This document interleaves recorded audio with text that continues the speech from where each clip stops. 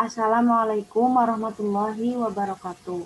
Kami dari PPA akan membahas mengenai soal UTS mata kuliah Matematika Dasar tahun 2019.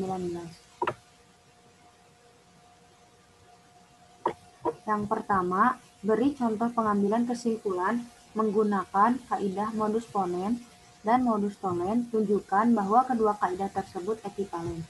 Untuk modus ponen, rumusnya itu jika P maka Q dan P maka Q.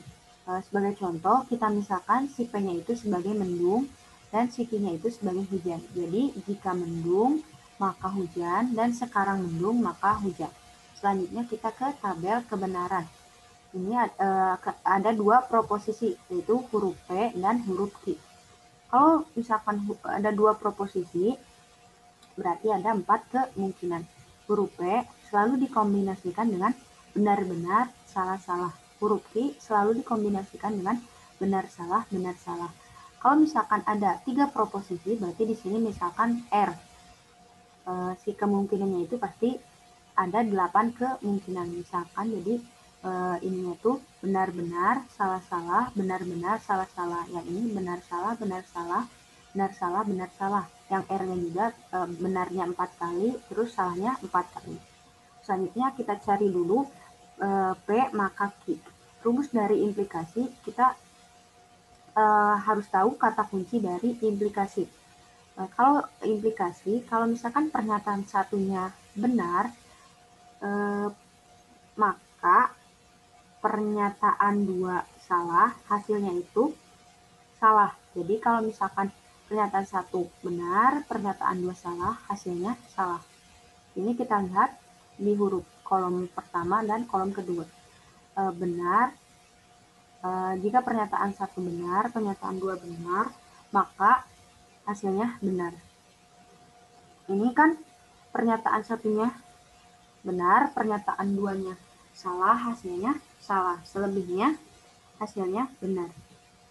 Untuk selanjutnya kita cari P maka Q dan P. Ingat kalau dan itu kata kuncinya kalau misalkan pernyataan satunya itu benar dan pernyataan 2-nya benar, maka hasilnya benar. Selain itu pasti hasilnya salah. Kita lihat di kolom ketiga. Kolom ketiga dengan kolom pertama. Ini kan hasilnya pernyataan satunya benar, pernyataan 2-nya benar, pasti hasilnya itu benar. Selain itu hasilnya salah.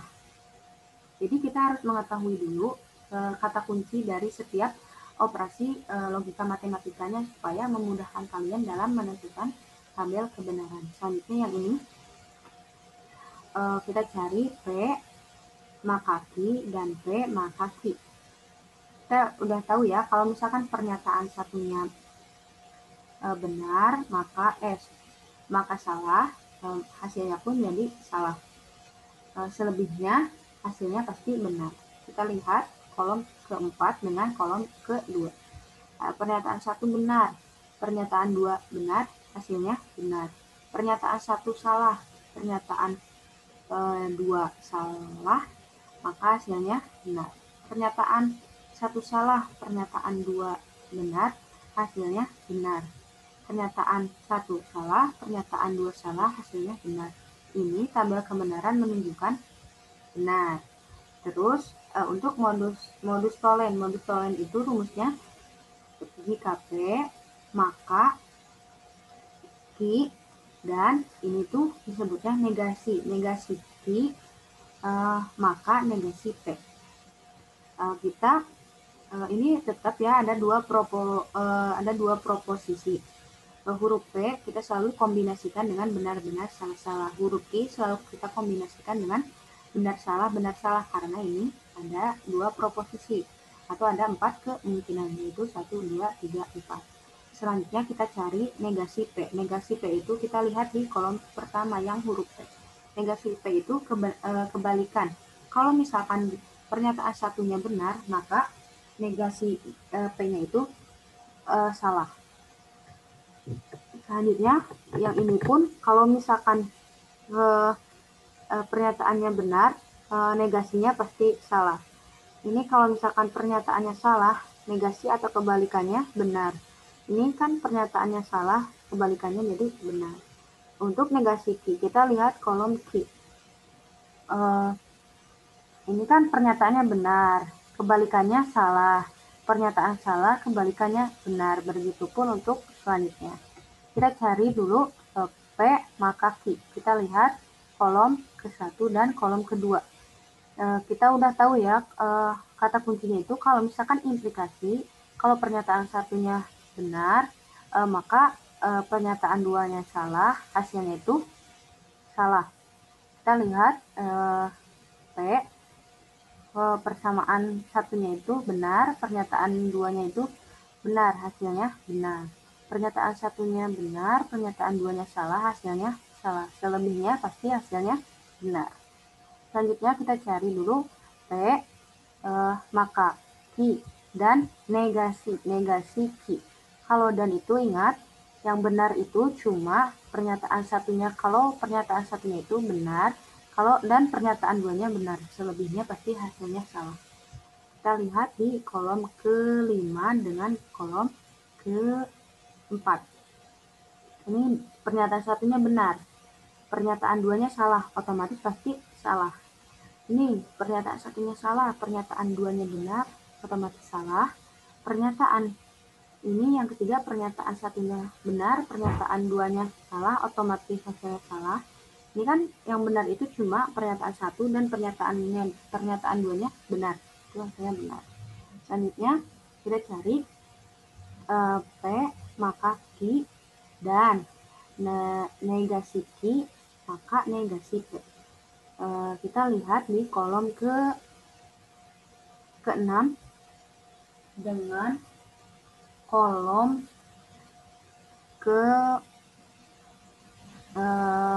ketiga. Kalau misalkan implikasi yang salah itu cuma pernyataan satunya benar, pernyataan duanya salah, pasti hasilnya salah. Kita lihat di ini ya, kolom ke-5 dengan kolom ke-6 dengan kolom ke-3. Kalau pernyataan satu salah, pernyataan dua salah, hasilnya benar. Pernyataan satu salah, pernyataan dua salah, hasilnya benar. Pernyataan satu salah, pernyataan dua benar, hasilnya benar. Pernyataan satunya benar, pernyataan duanya benar, maka hasilnya benar. Jadi dapat disimpulkan dari kedua tabel kebenaran dari modus ponen dan modus tollens ini terbukti bahwa modus ponen dan modus tollens itu ekuivalen. Selanjutnya untuk nomor 2. Nomor 2, harga 3 buku tulis dan 4 buku gambar adalah 55.000. Sedangkan harga 4 buku tulis dan 2 buku gambar adalah 40.000. Tentukan berapa harga satu buah buku tulis dan berapa harga satu buah buku gambar. Dimisalkan ini dengan model matematika, kita misalkan si X-nya itu sebagai buku tulis, si Y-nya itu sebagai buku gambar. Didapat persamaan, kan udah ya dimisalin, si X-nya itu buku tulis, berarti dapat kita hasilkan persamaan yang pertama itu 3X ditambah 4Y sama dengan 55. Persamaan duanya 4X ditambah 2Y sama dengan 40.000. Dengan itu kita eliminasi si persamaan satu dengan persamaan kedua. Persamaan satunya ini, persamaan duanya ini. Kita samakan dulu si variabel Y-nya supaya kita mengetahui hasil si X-nya. Ini sudah dipelajari di SMA ya. Jadi kita tinggal melanjutkan saja. Ini kan mau variabel Y-nya itu mau habis. Jadi tinggal si 2Y-nya itu kita kalikan dengan Y. Dikalikan dengan 2. Otomatis jadi 4 kali 2 8X, 2Y kali 2 4Y, 40.000 dikali 2 jadi 80.000. Biasa kita kurangi 3X dikurangi 8X min 5X, 4Y dikurangi 4Y ini kan habis, hasilnya 0. 55.000 dikurangi 80.000 hasilnya min 25.000. Jadi kita bisa ketahui si X-nya itu 5.000. Lanjut kita substitusi. Kan tadi udah ketemu tuh nilai X-nya 5.000. Kita substitusi ke persamaan ke-1 boleh, ke persamaan kedua boleh. Aku mau ke persamaan 1 saja. Jadi 3X ditambah 4Y sama dengan 55.000. 4Y sama dengan 55.000. Si 3X-nya kita pindah ruas, jadi ini 3X. Terus si X-nya kita ubah menjadi 5.000. Selanjutnya dihasilkan 4Y sama dengan 55.000 dikurangi 3 kali 5.000, jadi 15.000. Dengan begitu kita dapatkan 40.000 dibagi 4, hasilnya Y-nya itu 10.000. Dengan begitu didapat harga satu buku tulis adalah 5.000 si X-nya, dan harga satu buah buku gambar adalah si Y-nya, yaitu 10.000. Selanjutnya untuk nomor 3, periksa apakah tabel kebenaran proposisi majemuk negasi P maka Q, maka itu R atau negasi kali Q berimplikasi negasi P. Oh maaf, saya ulangi. Ini tuh kan negasi P, maka Q, terus kita negasikan lagi dengan R, kita negasikan lagi dengan si R-nya, R atau negasi dari Q diimplikasi dengan negasi P. Jadi ini tuh ada 3 proposisi, yaitu huruf P, Q, sama R. Apakah proposisi majemuk ini tuh tautologi, kontradiksi, atau kontinen? Kita bisa cari dengan menggunakan tabel kebenaran. Karena ini ada 3 proposisi P, Q, R, berarti ada 8 kemungkinan. Yang pertama, huruf P selalu dikombinasikan dengan benar-benar, benar-benar. Benarnya 4 kali, salahnya 4 kali. Q-nya itu selalu dikombinasikan dengan benar-benar, salah-salah, benar-benar, salah-salah. Selanjutnya, untuk R juga selalu dikombinasikan dengan BS, BS, BS, BS. Selanjutnya kita cari yang dibutuhkan di sini. Kan di sini ada negasi dari P. Kita cari negasi dari P. Negasi dari P itu kebalikan dari si P. Kalau misalkan ini benar-benar, benar-benar, maka negasinya itu salah, salah, salah. Begitupun untuk si yang ini ya. Hasilnya pasti benar-benar, benar-benar. Sekarang kita cari ini dulu. Negasi P maka Q. Negasi P maka Q, kita tahu kalau pernyataan satunya itu benar, maka pernyataan 2 salah, hasilnya pasti salah. Kita lihat di kolom ke-4 dengan kolom ke-2. Kalau misalkan pernyataan 1 salah, pernyataan 2 benar, maka hasilnya benar. Begitupun untuk yang kedua. Ini juga kan salah benar hasilnya benar, salah-salah hasilnya benar, salah-salah hasilnya benar, benar-benar hasilnya benar, benar-benar hasilnya benar. Nah, ini kan benar, salah, hasilnya salah.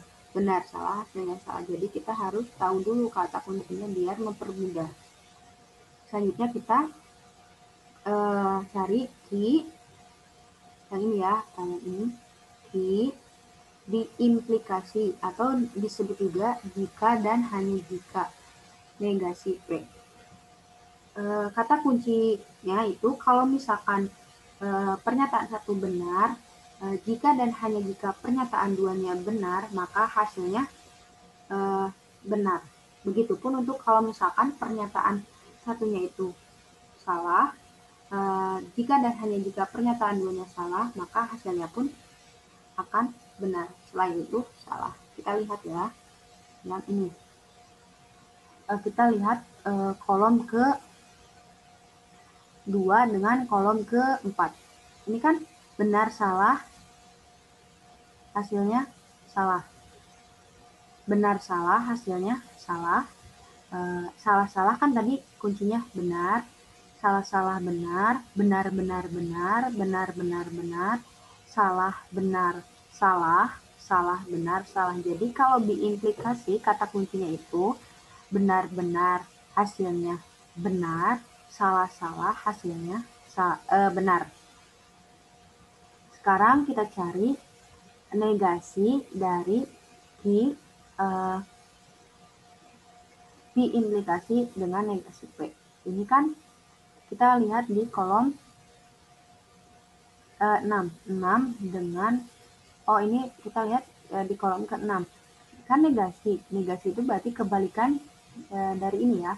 Kalau salah berarti kebalikannya benar-benar. Begitupun untuk seterusnya, ini cuma di negasi aja atau di berlawanan aja. Selanjutnya kita cari yang ini, R atau negasi diimplikasi atau jika dan hanya jika negasi P. R itu di kolom, kita lihat kolom ketiga dengan kolom ke-7, 3 dengan kolom ke-7. Kalau misalkan kalau atau itu kata kuncinya, kalau misalkan pernyataan satunya itu salah, pernyataan duanya salah, maka hasilnya salah. Selebihnya dari itu hasilnya benar. Kita lihat, ini benar-benar hasilnya benar, salah benar hasilnya benar, benar salah hasilnya benar, salah hasilnya salah kan tadi rumusnya, benar salah hasilnya benar, salah hasilnya salah, benar hasilnya benar, salah benar hasilnya benar. Akhirnya kita ke step terakhir yang ini.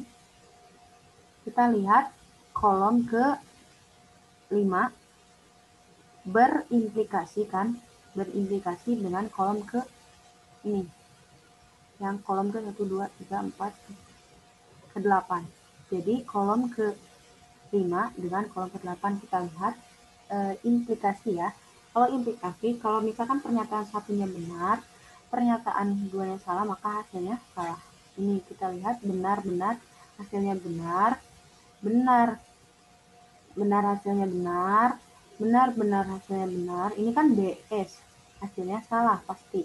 Terus B, benar hasilnya benar salah hasilnya salah benar hasilnya benar, salah benar hasilnya benar. Dapat disimpulkan kalau misalkan ada salahnya, proposisi majemuk di atas merupakan kontingen. Kalau misalkan benar semua, itu termasuk ke tautologi. Selanjutnya, untuk nomor 4, tentukan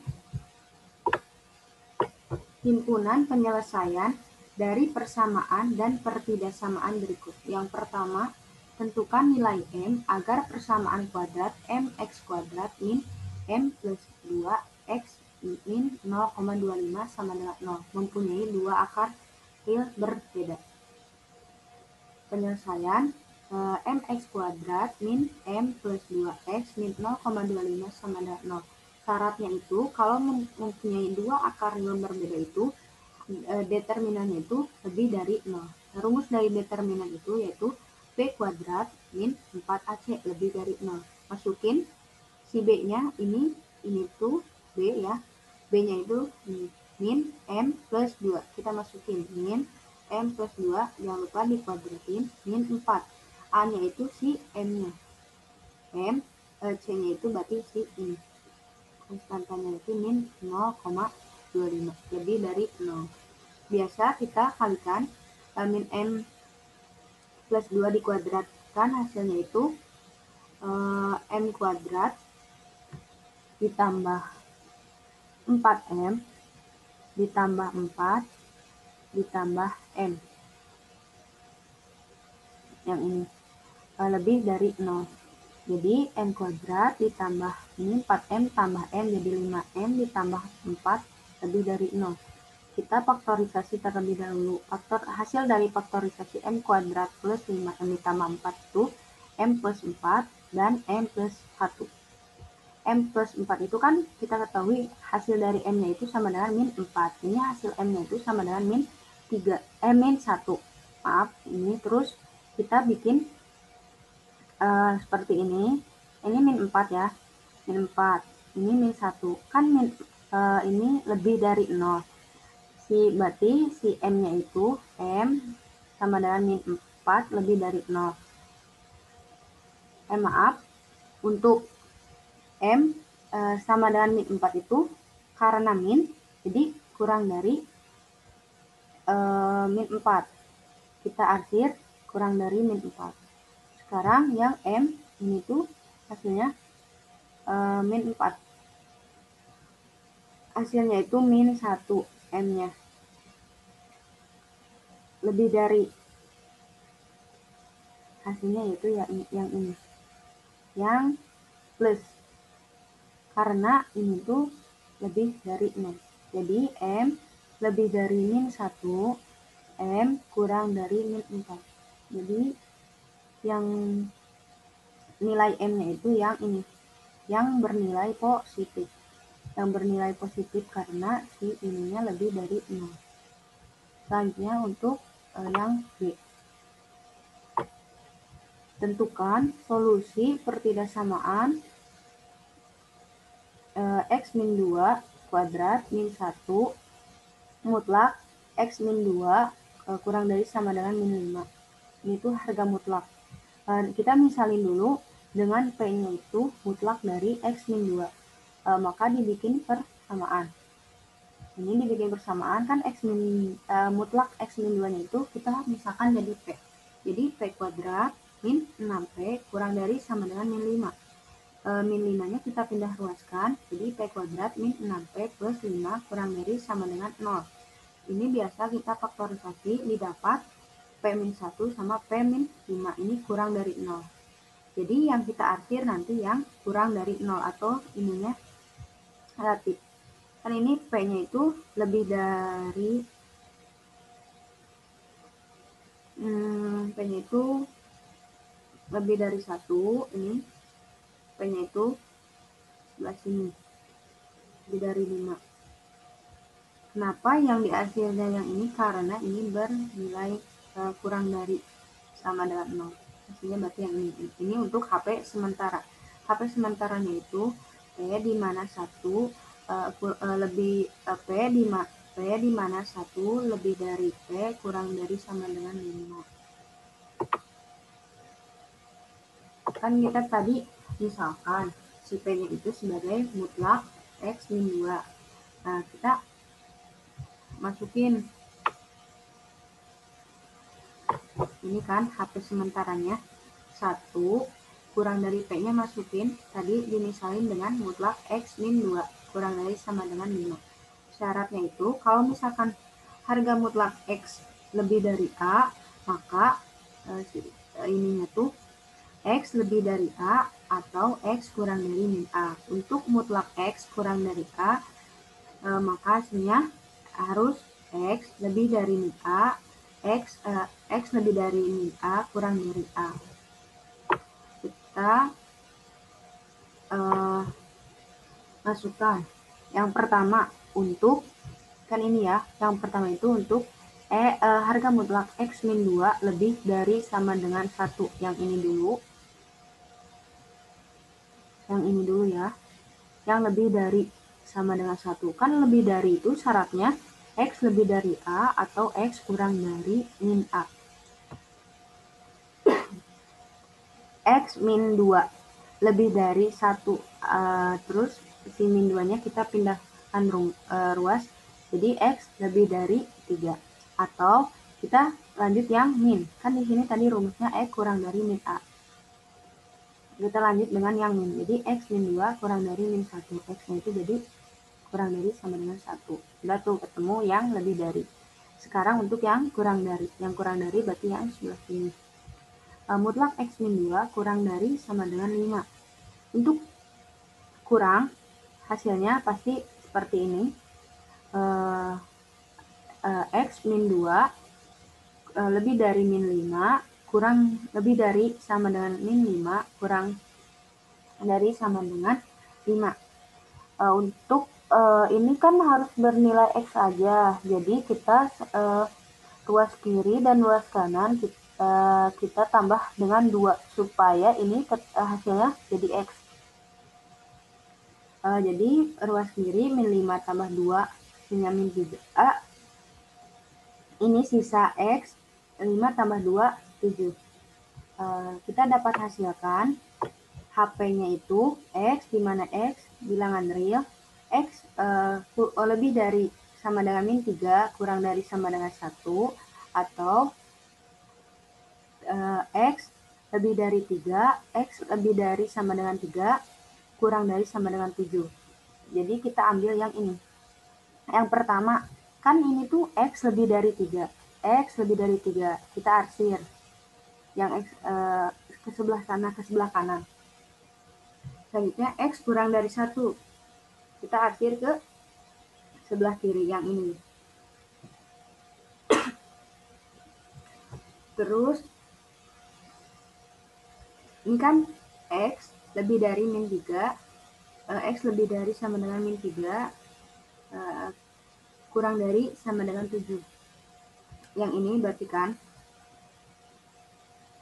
lebih dari min 3, ini si 7-nya kurang dari.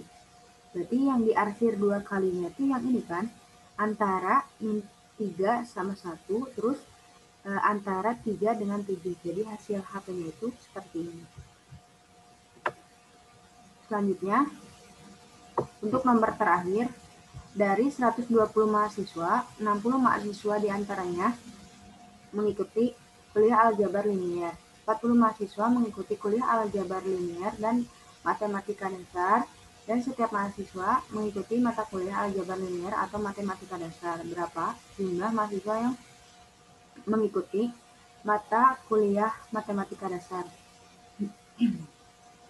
Misal, yang A itu untuk mahasiswa yang mengikuti kuliah aljabar linier. Yang B itu sebagai mahasiswa yang mengikuti kuliah matematika dasar. Nah, ini tuh N, A, irisan B. Mahasiswa yang mengikuti kuliah aljabar linier dan matematika dasar. Kita ketahui bahwa untuk nilai NA itu 60. A-nya itu kan mahasiswa yang mengikuti kuliah aljabar linier. Diketahui di soal 60. Terus yang kedua, N, A irisan B itu 40. Karena mahasiswa yang mengikuti keduanya. Selanjutnya untuk N, A gabungan dari B ini jumlah mahasiswanya ada 120. Yang ditanyakan itu jumlah mahasiswa yang mengikuti mata kuliah matematika dasar. Matematika dasar itu kan dimisalin dengan B, jadi NB yang ditanyakan. Dengan menggunakan rumus N A gabungan B sama dengan NA ditambah NB min N A irisan B. Kita kan udah tahu tuh hasil dari nilai dari N A gabungan B-nya itu 120, kita masukin NA-nya itu 60, NB-nya itu yang ditanyakan ini udah diketahui di soal min 40 dikurangi 40. Berarti 120 sama dengan NB ditambah 60 dikurangi 40, hasilnya jadi 20. Berarti NB 120 pindah ruas, si 20-nya di min 20. Jadi hasil dari NB-nya itu sendiri yaitu 100. Dapat disimpulkan mahasiswa yang mengikuti mata kuliah matematika dasar ada 100 orang. Berikut ini diagram pennya. Ini kan untuk si A.